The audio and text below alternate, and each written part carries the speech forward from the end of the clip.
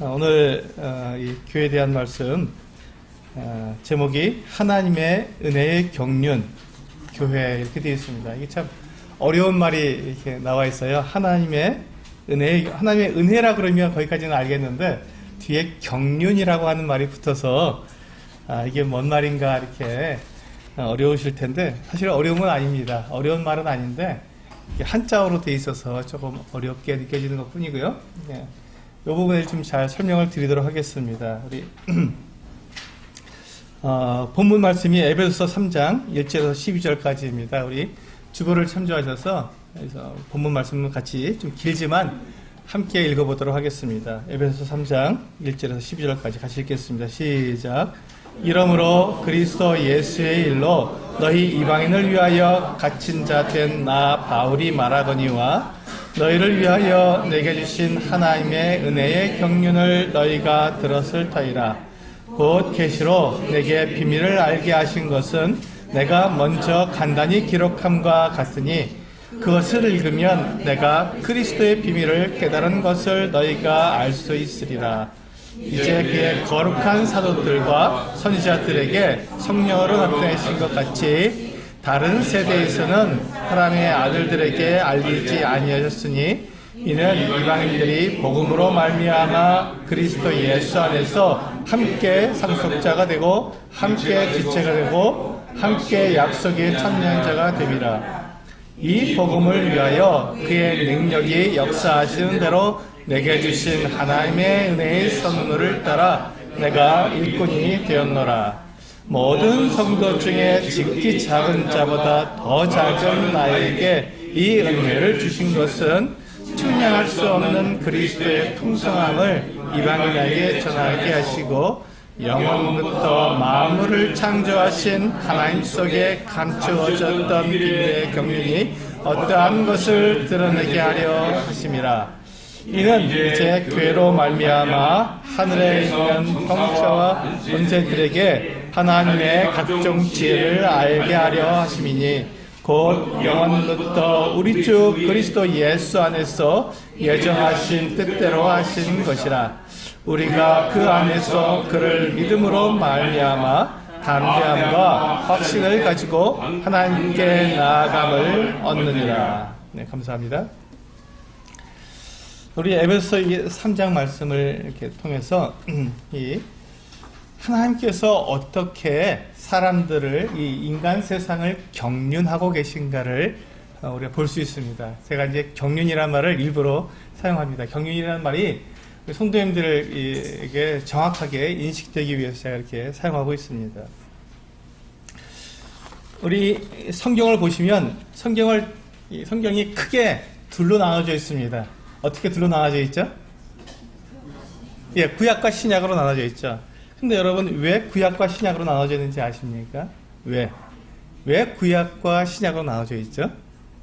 네, 하나님께서 사람을 대하시는 방법이 구약에서 다르고 신약에서 다르기 때문에 성경이 구약과 신약으로 나누어져 있습니다.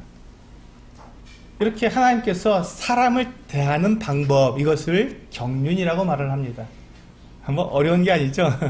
하나님께서 사람을 대하시는 방법을 경륜이라고 말합니다. 즉, 이 사람의 이 인간 세상을 하나님께서 어떻게 인도해 가시는가, 어떻게 경영해 가시는가 하는 것을 경륜이라고 말을 합니다.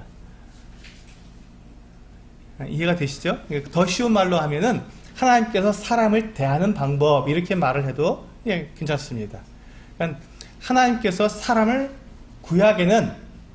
구약에서 하나님께서 사람을 대하시는 방법이 달랐고 신약에서 하나님께서 사람을 대하시는 방법이 달랐다는 것입니다. 구약 성경은 주로 하나님께서 누구를 대상으로 해서 구약 성경은 사람들을 다루고 계셨을까요? 이스라엘을 대상으로 해서 하나님께서 사람들을 인간 역사를 다루셨습니다. 그래서 그것을 구약이라고 말을 합니다. 그럼 신약은요? 신약은 누구를 대상으로 해서 인간 세상을 다스리고 계시죠? 교회를 통해서 인간 세상을 다스리고 있습니다. 그래서 오늘 말씀의 제목처럼 하나님의 은혜의 경륜이라고 말한 은혜의 경륜 교회라는 말을 좀 풀어서 말한다면 하나님께서 은혜로 사람들을 대하셨는데 그것이 바로 교회다라고 말을 하는 것입니다. 하나님께서 사람들을 은혜로운 방법으로 대하셨는데 그것이 바로 교회다. 그럼 구약은요? 구약에 대해서는 이렇게 말할 수 있습니다. 하나님의 율법의 경륜 이스라엘 이렇게 말할 수 있습니다. 구약성경은 하나님의 율법의 경륜 이스라엘. 그래서 하나님께서 구약성경에서는 율법을 통해 사람들을 대하셨습니다. 그것이 이스라엘입니다. 이렇게 말할 수가 있는 것이죠. 자, 그러니까 구약과 신약이 같습니까? 그 하나님께서 다루시는 방법이 같겠습니까? 다르겠습니까? 다릅니다. 이렇게 다른 것을 이렇게 다르게 대하시는 방법을 우리는 경륜이라고 말을 합니다. 그래서 하나님께서 지금 우리가 이 신약 시기에 신약 성경에서 사람들을 대하시는 방법이 율법으로 대하시지 않고 무엇으로 대하신다고요? 은혜로 대하신다고요. 그게 바로 이제 오늘 말씀의 제목입니다. 이 신약 시대에는 하나님께서 사람들을 법으로 율법으로 대하시지 않고 은혜로 대하신다. 그런데 그것을 교회를 통해서 드러내신다라고 말씀하시고 계신 것입니다. 그렇다면 하나님께서 이 우리가 은혜로 사람들을 대하신다는 것이 과연 무엇일까요? 하나님께서 사람들을 은혜로 대하신다는 것이 과연 무엇일까요? 그것이 바로 우리가 조금 전에 주님 앞에 주의 만찬을 통해서 우리가 주님의 그 죽으심을 기억했습니다. 주의 만찬을 통해서 우리가 하나님께서 우리를 어떻게 대하셨는지를 우리가 기억했습니다. 그것이 바로 은혜입니다. 은혜라는 것이 바로 예수 그리스도께서 우리를 대신해서 죽으셨다는 것. 그분은 아무 죄가 없으셨는데도 불구하고 우리를 살리려고 우리를 대신해서 죽으셨다는 것을 우리는 은혜라고 말을 합니다. 그래서 우리는 사실 하나님께 나와서 예배드릴 자격이 있는 사람입니까? 그런 자격이 우리는 없는 사람들입니다. 우리는 하나님께 나와서 예배를 드릴 만큼 그렇게 우리가 그런 자격을 우리가 갖추고 있지 못합니다. 우리가 이렇게 매일매일 살아가면서도 우리가 예수 그리스도를 믿고 거듭난 이후에도 하나님의 그 놀라운 은혜와 사랑을 받은 이후에도 지금 오늘날에도 우리가 어제 하루를 생각해봐도 지난 일주일만 생각해봐도 우리가 정말 하나님께 나와서 예배를 드릴 수 있을 만큼 그렇게 자격을 갖추고 당당한 사람들인가를 생각해보면 사실 그렇지 못하다는 것이죠. 그렇게 자격도 없고 당당함도 없는 우리가 하나님께 나와서 하나님을 예배할 수 있다는 것, 그것이 은혜입니다. 우리가 하나님께 나왔는데도 하나님께서 우리를 죽이지 않으시고 우리를 거절하지 않으시고 우리를 내쫓지 않으시고 우리를 받아주셔서 우리의 예배를 받으신다는 것, 그것이 바로 은혜입니다. 근데 그것이 어떻게 됐다고요? 그것이 바로 이 예수 그리스도로 말미암아서 우리에게 주어졌다는 것이죠. 우리가 그 같은 자격을 얻을 수 있는 것, 우리가 그것은 원래는 자격도 없고 우리의 상태가 그렇지 못한데도 불구하고 나와서 하나님께 예배 드릴 수 있는 자, 왕같은 제사장으로서 거룩한 나라로서 하나님께 나와서 예배를 드릴 수 있는 그 자격을 우리가 얻게 된 그 이유가 뭐라고요? 누구 때문에 그렇습니까? 예수 그리스도 그분 때문에 그렇습니다. 예수 그리스도 바로 그분 때문에 그렇다는 것. 그러니까 우리가 하나님께 나와서 내가 하나님을 예배할 수 있는 예배자가 된 것이 나의 공로가 아니라 누구의 공로라고요? 예수 그리스도의 공로라는 것. 바로 그것이 바로 우리가 은혜라고 말을 하는 것입니다. 나는 아무 공로가 없어도 하나님께서 준비해 놓으신 그 공로, 하나님의 아들 예수 그리스도의 그 공로로 내가 자격을 갖추게 되었다는 것이죠. 그것을 우리는 은혜라고 말을 합니다. 그래서 우리는 바로 이 하나님의 그 은혜, 은혜를 통해서 우리가 하나님의 자녀가 되고 예수 그리스도의 신부가 되고 그리고 영원한 생명을 얻어서 하나님과 함께 살 수 있는 그와 같은 신분을 갖춘 그와 같은 자가 되었다는 것, 그것이 바로 우리가 얻은 은혜입니다. 근데 그 은혜를 가만히 생각해 보세요. 그 은혜가 무엇을 가리키고 있습니까? 교회를 가리키고 있지 않습니까? 우리가 그렇게 하나님의 은혜로 거듭난 사람들, 구원받은 사람들이 모인 그 모임을 뭐라고 말한다고요? 교회라고 말을 합니다. 그러니까 하나님의 은혜의 경륜, 하나님께서 은혜로 사람들을 대하셨는데 그 은혜로 사람들을 대하신 그 결과가 바로 교회로 이루어졌다는 것입니다. 교회는 하나님의 은혜의 집합체입니다. 하나님의 은혜의 결정체, 그것이 바로 교회죠. 그럼 교회가 하나님께서 보실 때 이 교회가 얼마나 사랑스럽고 얼마나 아름다우며, 그래서 하나님께서 제가 첫 번째 시간 교회는 무엇인가의 첫째 시간에 말씀드린 것처럼 이 교회는 하나님의 보배다 라고 말씀드린 것입니다. 하나님의 은혜의 결정체로 모여진 하나님의 은혜의 결정체인 교회를 볼 때 하나님은 그 교회가 그렇게 사랑스럽고 그렇게 귀하고 그렇게 그 품 안에 두셔서 하나님의 그 영광을 나타낼 수 있도록 자랑하고 싶은 그 같은 존재가 바로 교회라는 것입니다. 그것이 바로 교회라는 것이죠. 그래서 이 은혜의 경륜, 이 은혜로 하나님께서 사람들을 대하시는 방법에 대해서는 본문에서 이제 이것을 비밀이라고 말씀하고 있습니다. 우리 본문을 보시면요, 3절에 보시면,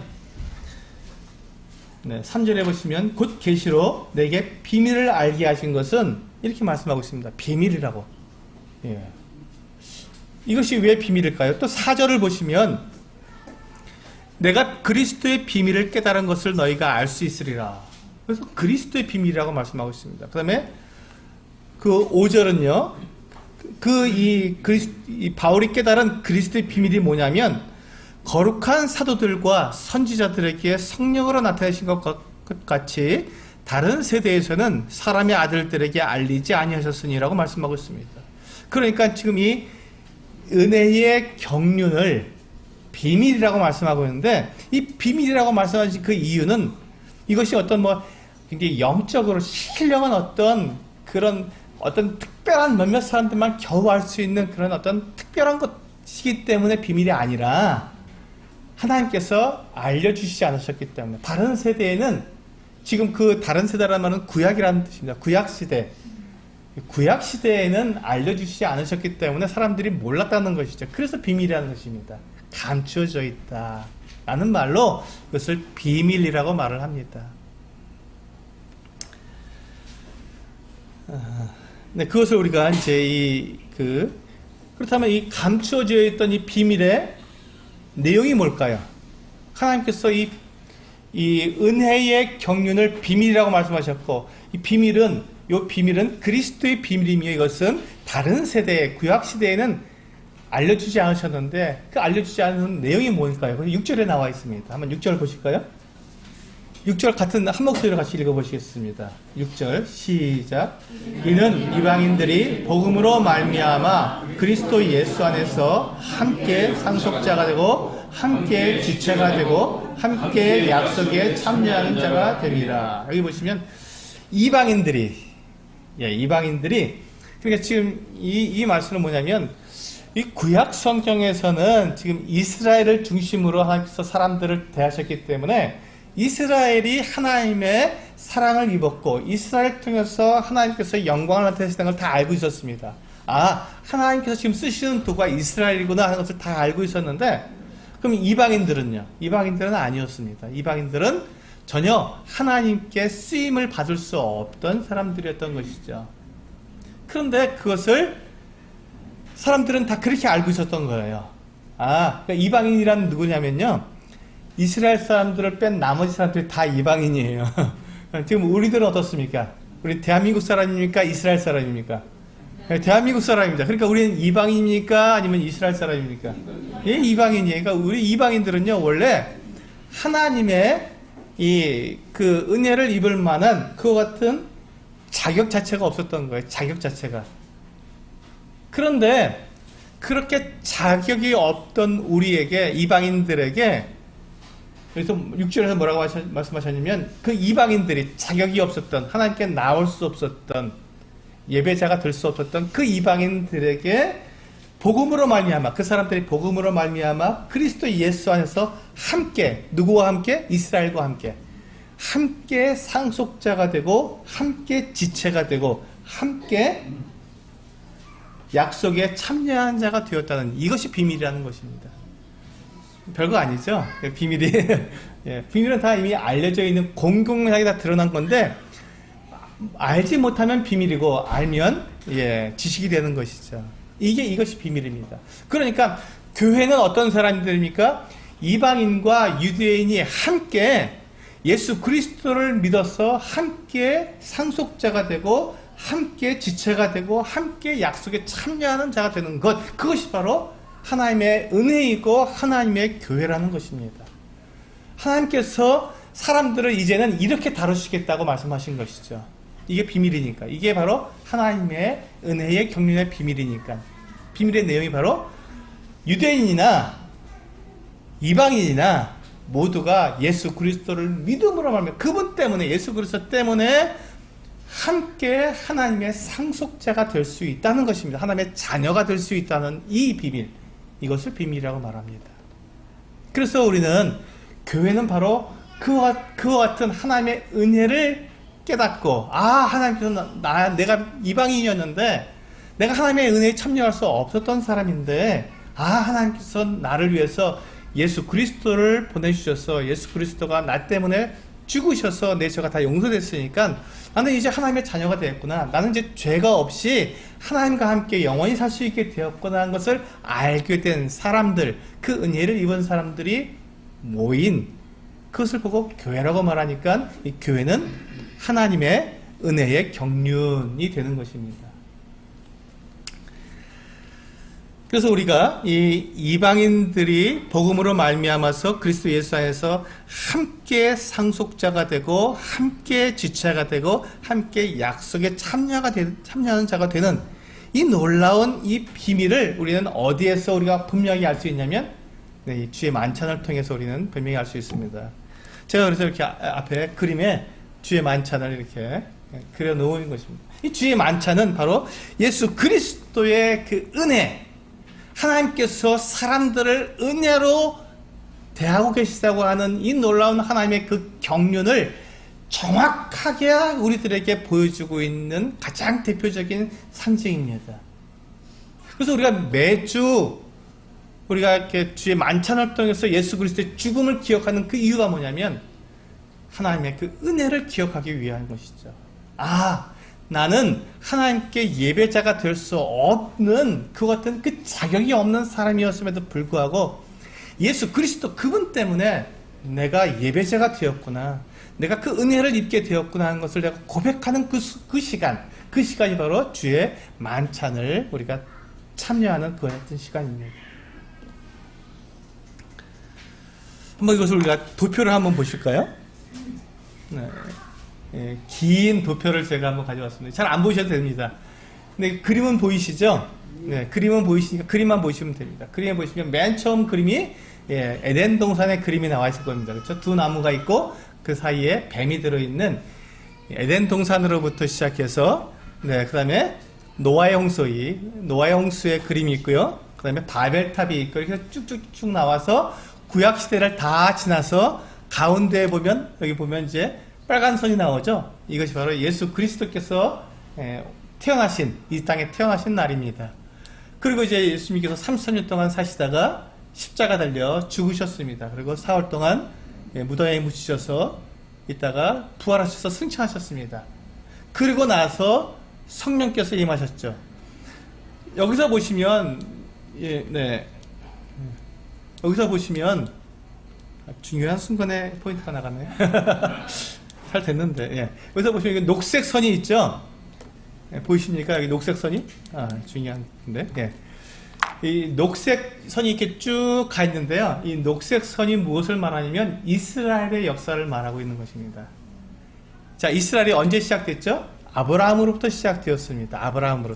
그 아브라함으로부터 시작된 이스라엘이 쭉 진행되어서 그 애굽에 내려갔다가 애굽에서 다시 출애굽해서 광야에 나왔다가 그리고 그들이 그 왕정 시대를 거쳐 있다가 어떻게 됐죠? 그들이 잠깐 버림을 받았습니다. 여기 보시면 나오네. 요 섬 있죠? 요건 지금 버림받은 순간입니다. 그들이 주전 722년에 아수르 제국에 의해서 북왕국 이스라엘, 북왕국과 남왕국으로 나눠졌는데 북왕국 이스라엘이 아수르로 끌려가고 완전히 다 흩어져 버렸습니다. 지금도 북왕국 이스라엘은 찾을 수가 없어요. 열지파는. 그런데 남왕국 유다는 바벨론에 잠깐 포로로 끌려갔다가 다시 회복되어 돌아왔습니다. 그래서 이 지금 요 녹색 또 안 나오네. 이 녹색 선이 이스라엘의 역사를 쭉 가르쳐주고 있는데 그렇게 예수님께서 오셨을 때에도 이게 이스라엘 나라가 쭉 있다가 예수님께서 승천하시고 성령이 오신 다음에 뚝 끊어졌습니다. 그래서 언제까지요? 교회가, 이게 교회 시대인데 교회가 하늘로 올라갈 때까지 끊어졌다가 다시 시작될 것입니다. 이스라엘 역사는 지금까지도 끊어져 있는 상태입니다. 지금 이스라엘 나라가 독립을 했어요. 1940 몇 년도죠? 48년 5월 14일 날 독립을 했습니다. 그래서 이스라엘 나라가 1900년 동안 나라 없이 그냥 온 세계에 뿔뿔이 흩어졌던 그 같은 사람들이 놀랍게도 나라를 이루어서 지금 살고 있어요. 이스라엘 나라에서. 근데 그들이 이스라엘 나라에서 살게 된 것은 1948년 5월 14일 이후입니다. 그 전에는 나라가 없었습니다. 근데 독립이 됐어요. 그런데도 그들의 역사가 아직 시작되지 않은 이유가 있습니다. 하나님께서 보시기에 아직 이스라엘 역사가 시작되지 않았거든요. 그 이유가 뭐냐면 그들은 아직 성전을 가지고 있지 못합니다. 아직 하나님께 예배드리는 자가 되지 못한 것이죠. 그들의 이스라엘로 독립을 했지만 그들은 아직 하나님께 예배자가 되지 못하고 있기 때문에 아직까지도 그들은 어떤 상태라고요? 이스라엘 역사는 하나님 앞에서는 아직까지도 끊어진 상태라는 것이죠. 그러다가 이제 이 끊어진 상태에서 있다가 이제 교회가 완성된 다음에 여기 보세요. 교회에 대한 가장 큰 가장 중요한 심벌이 뭐죠? 주의 만찬.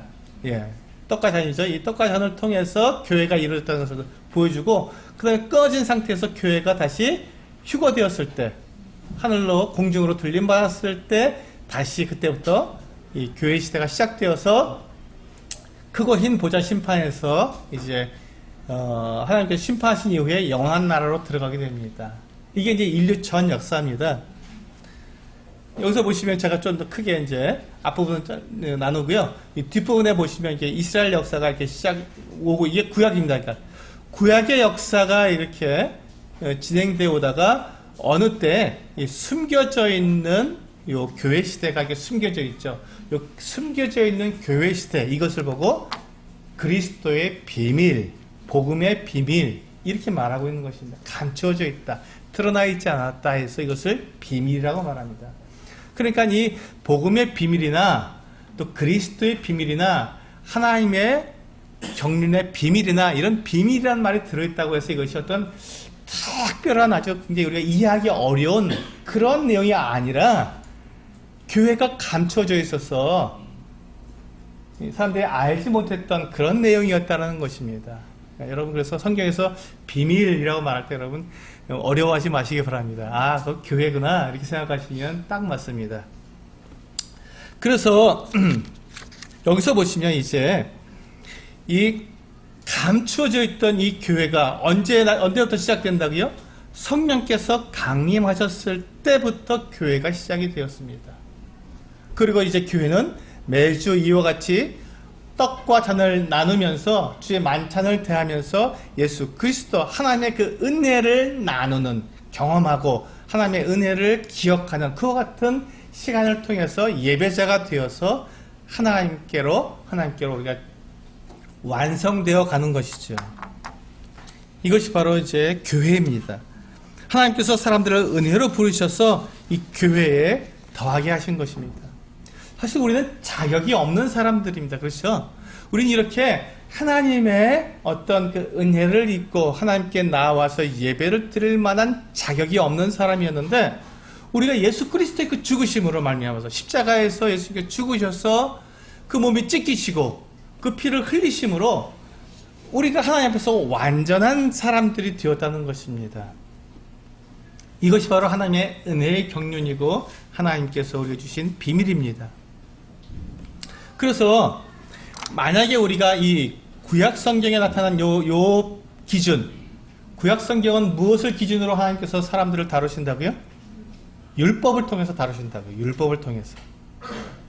만약에 우리가 지금 또 은혜가 아니라면, 우리가 왜 은혜냐, 우리가 지금 왜 은혜의 시대에 살고 있느냐라고 물으신다면, 우리가 만약에 하나님의 율법을 기준으로 해서 우리를 체크해 본다면, 우리의 자격이 어떤지 한번 체크해 본다면, 지금 여기 계신 저를 포함해서 여기 계신 모든 분 중에 단 한 사람도, 사실 이 지구상에 살고 있는 단 한 사람도 하나님의 그 율법의 기준으로는 하나님께 예배자로 나올 수 있는 사람이 없다는 것입니다. 그 자격을 가질 사람이 단 한 사람도 없다는 것입니다.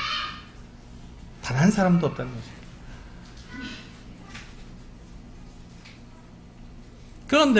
그런데 우리가 주의 만찬을 통해서 우리가 기억했지만 예수 그리스도께서 그 십자가에서 그 피를 흘리셔서 우리의 모든 죄를 다 용서해 주심으로 우리가 자격을 얻게 되었다는 것이죠. 우리가 모든 사람들이 자격을 얻게 되었어요. 어떤 자격입니까? 하나님께 예배할 수 있는 예배자의 자격을 얻게 된 것입니다. 나에게서 난 자격이라고요? 아닙니다. 예수 그리스도 때문에 우리는 얻게 된 자격입니다. 그러니까 그것을 은혜죠.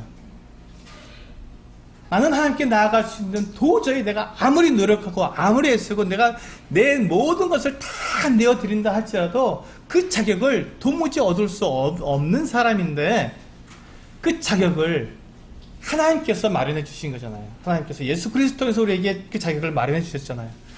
그래서 그 자격을 예수 그리스도를 통해서 내가 얻게 되었을 때 그것을 은혜라고 말을 합니다. 그래서 이제 그것을 우리가 빚쟁이라고 말을 하죠. 우리가 빚을 졌습니다. 하나님께. 어떤 빚을 졌죠? 죄의 빚을 졌죠. 하나님께 죄 때문에 우리는 하나님께 도저히 나아갈 수 없는 그와 같은 사람들이었는데, 그 빚을 누가 갚아주셨다고요? 하나님이 갚아줘 버리신 거예요. 하나님이 됐다. 네가 아무리 해도 빚을 갚을 수 없으니 내가 그 모든 빚을 다 갚아버리겠다, 없애줘버리겠다고 하나님께서 빚을 다 없애주셨습니다. 그럼 여러분, 그것을 뭐라고 표현합니까? 은혜를 입었습니다라고 말하죠. 아유, 하나님, 정말 제가 하나님께 은혜를 입었네요. 감사합니다라고 말할 수밖에 없죠. 그것이 바로 복음입니다. 그것을 복음이라고 우리 말하잖아요. 그래서 우리 성경에 보시면 7절에 보시면, 6절에 보시면 우리가 아까 얘기한 것처럼 이방인들이 복음으로 말미암아, 이 복음, 하나님께서 우리가 하나님께 그 죄의 빚을 져 있는데 그 죄의 빚을 하나님께서 갚아버리셨기 때문에, 예수 그리스도라고 하는 이 어마어마한 값을 치르셔서 그 빚을, 죄의 빚을 다 갚아버리셨기 때문에 그것을 우리가 은혜를 입었다, 우리가 이제 죄에 대해서 우리가 아무 상관이 없는 사람이 되었다고 하는 것이 복음이지 않습니까? 그것을 듣고 그것을 믿은 사람이 거듭나는 사람, 구원받는다라고 말하는 것이, 그것이 복음 아닙니까? 그 복음으로 말미암아서 우리가 예수 그리스도로 말미암아서 우리가 은혜를 입은 사람이 되었습니다. 7절 보시면, 이 복음을 위하여 그의 능력이 역사하시는 대로 내게 주신 하나님의 은혜의 선물을 따라 내가 일꾼이 되었노라. 복음이, 이 바울이 자기가 그 복음을 자기가 깨닫고 나가 보니까, 복음을 알게 되고 나니까 이제 그 복음을 어떻게 합니까? 전할 수밖에 없었다. 사람들한테 전할 수밖에, 그 은혜를 내가 전할 수밖에 없는 사람이 되었다라고 고백한 것입니다. 그것이 바로 복음이고 복음에 대한 이 바울의 자세인 것이죠.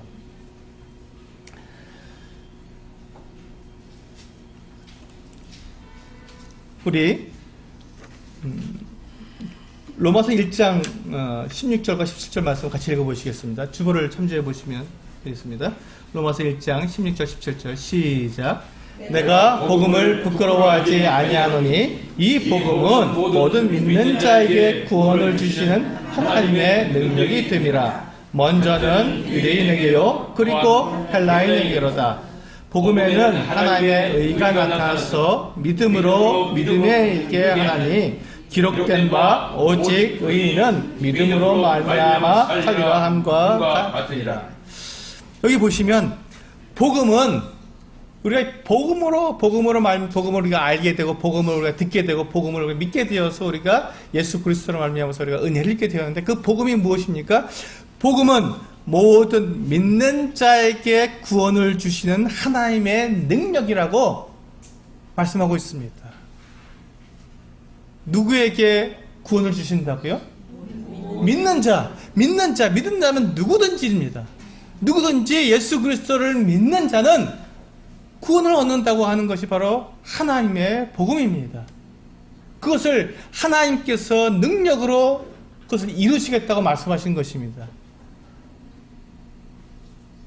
그러니 우리가 구원을 받은 것, 우리가 거듭나게 된 것, 우리가 하나님의 자녀가 된 것은 딱 한 가지 조건입니다. 어떤 조건입니까? 그냥 믿는 것입니다. 믿는 자, 예수 그리스도를 믿는 자. 그 외에 우리가 구원받을 수 있는 자격, 우리가 하나님께 나올 수 있는 자격은 그 외에 그 어떤 것도 없습니다. 만약에 내 노력으로, 내 공로로 하나님께 나가려고 한다면 우리는 정말로 부끄러워질 수밖에 없습니다.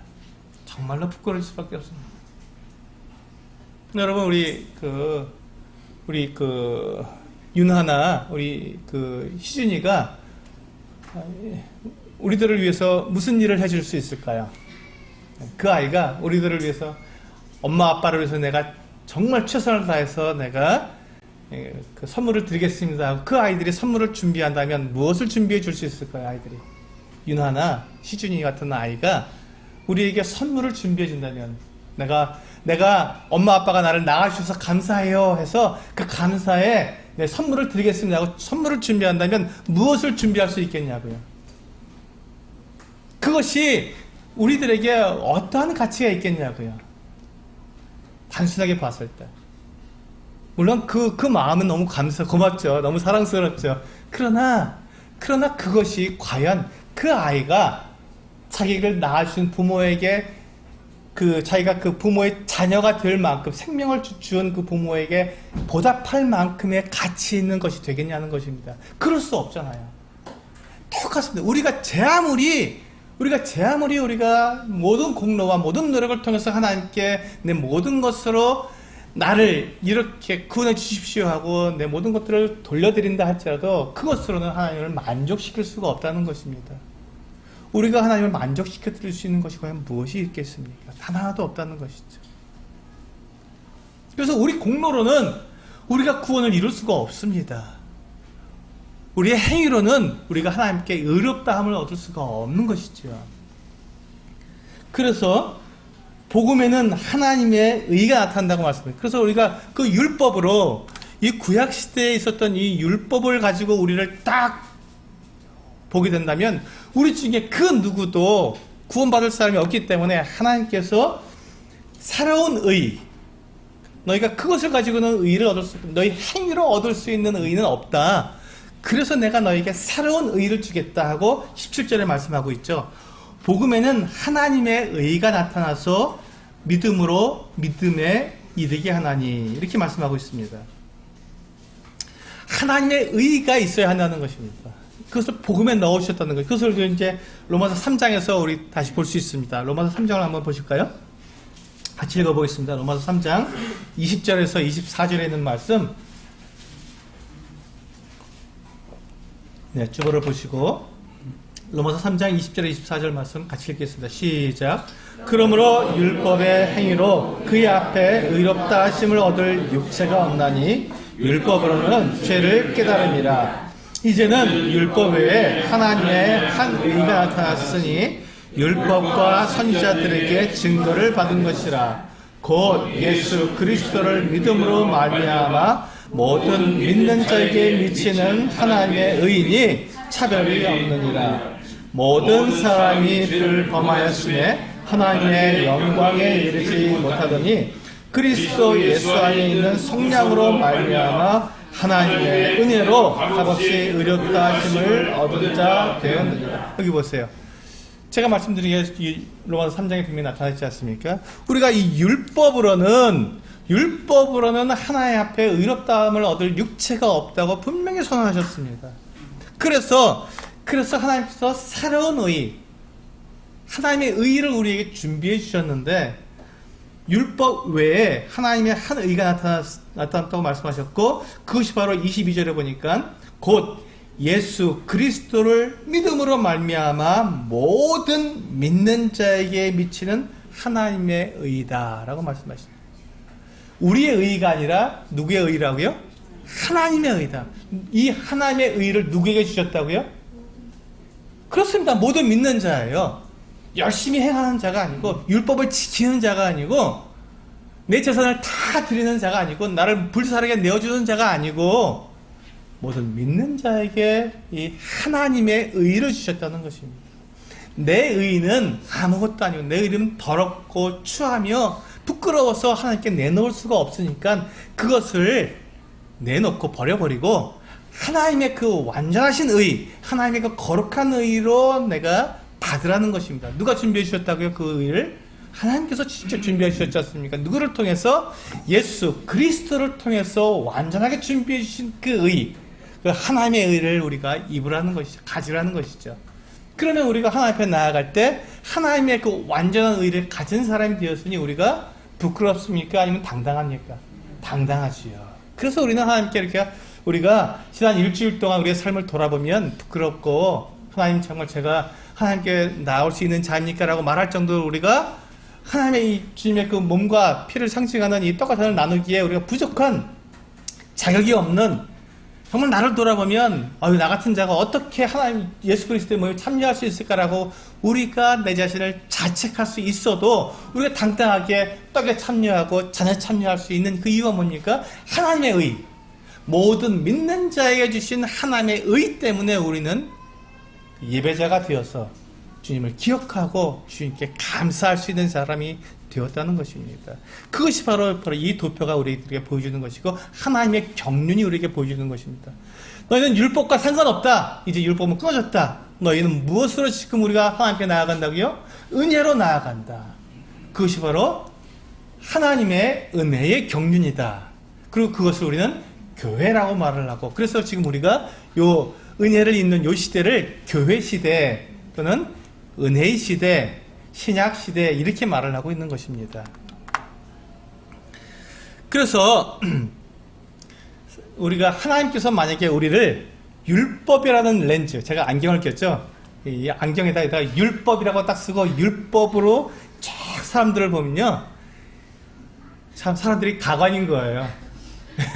야, 너 어떻게 그렇게 살고든 네가 예수를 믿는다고 하냐? 네가 어떻게 그렇게 하고든 네가 예배를 드린다고 나온다고 하냐 하는 말밖에 할 수가 없습니다. 율법의 잣대로 우리를 하나하나 재기 시작하고 매일매일의 삶 속에서 내가 하는 말, 내가 하는 행동, 내가 하는 생각 이 모든 것들을 다 율법이라는 렌즈를 끼고 하나하나 감시를 해보면요, 우리는 그 누구도 하나님 앞에 나와서 그냥 주여 저는 죽을 수밖에 없는 죄인입니다라고 밖에 할 수밖에 없고 감히 주님의 떡과 잔에 참여할 수 없는 그와 같은 사람들밖에 될 수가 없습니다. 그런데 그 렌즈를 바꿔버리십시오.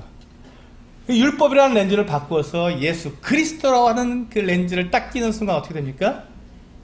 예수 그리스도께서 우리를 위해서 그 몸을 찢기셨고 예수 그리스도께서 우리를 위해서 그 모든 피를 다 흘리셨기 때문에 우리는 이제 하나님의 의를 입게 되었습니다. 하나님의 의는 결코 부족하지 않습니다. 하나님의 의는 완전하며 완벽합니다. 그렇기 때문에 예수 그리스도라는 렌즈를 우리가 딱 끼고 우리를 바라보게 된다면 우리가 일주일 동안 살았던 그 모든 삶에 있어서의 그 부족한 부분들이 다 사라져버리고 무엇만 닿습니까? 예수 그리스도 그분의 완전하심만 드러나게 되어서 하나님 우리를 보시기에 사랑스럽고 완전하며 우리가 주님 앞에 나와서 예배를 드릴 때 하나님은 감격하시고 기뻐하시며 잠잠히 우리를 부르신다는 것입니다. 그래서 하나님은 우리와 함께 거하기를 기뻐하시는 것이죠. 무엇 때문에? 그 은혜 때문에, 예수 그리스도 때문에 그렇게 되는 것입니다. 이것은 우리가 생각해낼 수 있는, 사람들의 지혜로 이것을 생각해낼 수가 없죠. 어떻게 하나님 자신을 희생해서 사람을 거룩하게 만들어준다. 이건 사람이 생각해낼 수 없는 지혜입니다. 오직 하나님만 하실 수 있는 지혜죠. 그래서 우리가 우리가 여기 보시면 오늘 본문 말씀 에베소 3장 12절 말씀을 보고 정리하도록 하겠습니다. 12절 말씀을 한번 우리 같이 읽어보시겠습니다. 이게 우리 금주의 묵상 구절입니다. 같이 읽겠습니다. 시작. 우리가 그 안에서 그를 믿음으로 말미암아 담대함과 확신을 가지고 하나님께 나아감을 얻느니라. 보세요. 우리가 그 안에서 예수 그리스도 안에서 그를 믿으면 예수 그리스도를 믿음으로 말미암아 무엇을 가진다고요? 담대함을 가진다고요. 담대함을. 그리고 확신을 가진다고요. 어떤 확신? 그 확신을 가지고 내가 이제 하나님 앞에 내가 받아들여진 바 되고 영접된 사람이고 하나님의 사랑과 은혜를 입은 사람이라는 이 담대함과 확신을 가지고 어떻게 한다고요? 하나님께 나아감을 얻는다고요. 이것이 교회입니다. 이것이 교회입니다. 그래서 우리가 하나님께 나올 수 있는 이 교회가 되고 우리가 하나님의 은혜를 입을 수 있는 것은 하나님과 우리 사이에 누가 계시기 때문에? 예수 그리스도께서 계시기 때문에 그것이 가능합니다. 그래서 예수 그리스도는 하나님과 사람 사이의 중보자가 되시는 것이죠. 연결해 주시는 중보자가 되시는 것입니다. 그렇다면 하나님께서 우리를 예수 그리스도로 가는 렌즈를 끼고 예수 그리스도와 가는 중보자를 사이에 두고 우리를 보고 계셔서 우리를 완전하다고 우리를 사랑한다고 말씀하시는데, 그럼 우리 성도들은 어떨까요? 교회 안에 있는 성도들은 성도가 성도를 바라볼 때 어떤 눈으로 바라봐야 할까요?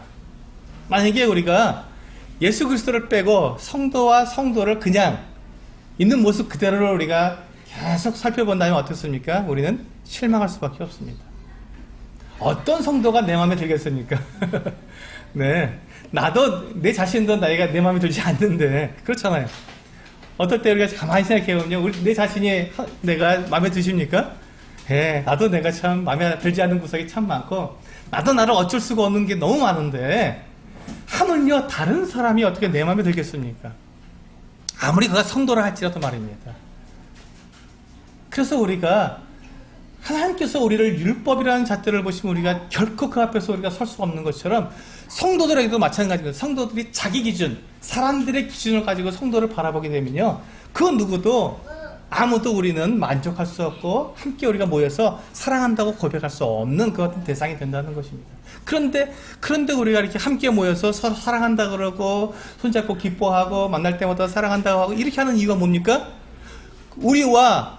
나와 우리 성도님들 사이에 무엇을 두었기 때문에? 예수 그리스도, 바로 그분을 두었기 때문에 그것이 가능하다는 것이죠.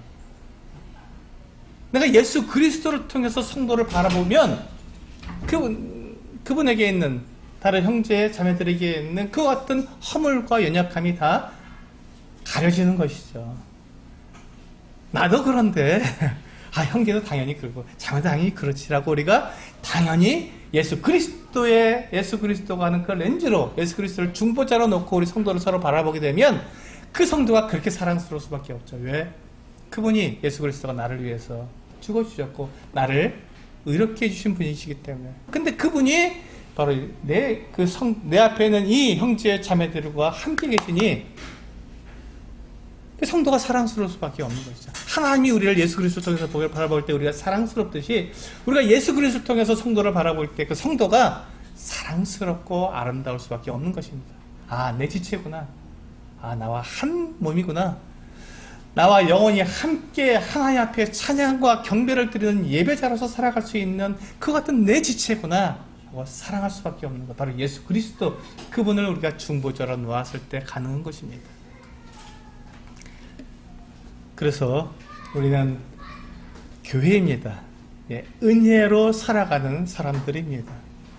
우리가 만약에 지금 이 은혜의 시대에 살아가고 있다면 하나님의 그 복음의 비밀인 이 예수 그리스도를 믿음으로 우리가 거룩하게 되었다면 우리가 하나님 앞에 내가 나아갈 때 다른 것 가지고 나아가려고 하지 마시기 바랍니다. 하나님의 은혜를 가지고 나아가시고, 또 내가 성도를 바라보게 될 때, 내가 성도들 앞에 서게 될 때, 다른 성도와 만나게 될 때 내가 가지고 있는 어떤 것으로 자랑하거나 나타내려고 하지 마시고 누구를 나타내시라고요?